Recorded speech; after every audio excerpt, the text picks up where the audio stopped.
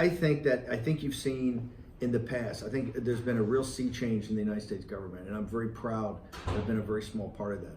But I think under President Trump, and it's not just President Trump, I think people in China and Hong Kong realize this. It's really, I think the American people are becoming awakened, and I think that the U.S. government's now becoming awakened to the fact that the CCP has not been a good partner.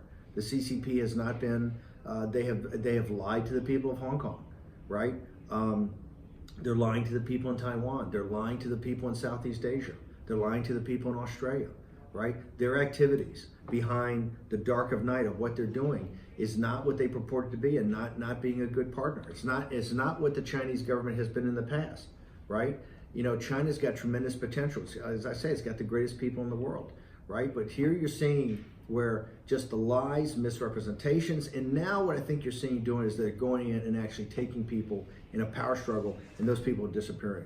I think you're going to see the American people, right? The American people who have always had a deep love for the Chinese people. Remember, we were allies in World War II, right? Yes. And I know so many stories from my father's generation, people I knew of people that went to India and flew over the Himalayas to send relief to China, General Stilwell in the army that fought in Burma to keep the China road open.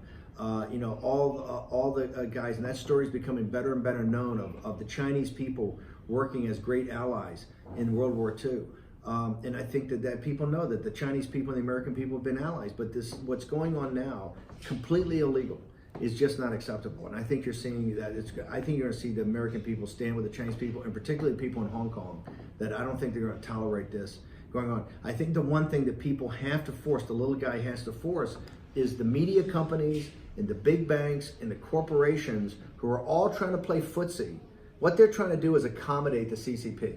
One of the biggest problems we have in the West is the giant corporations, the big banks, and the media companies are afraid. And you see Google and Facebook, they're all afraid of the CCP. And they're afraid because they don't think they want to make money, right? And so they're afraid of saying that this is wrong and this is not right. I believe you're seeing that this is changing every day.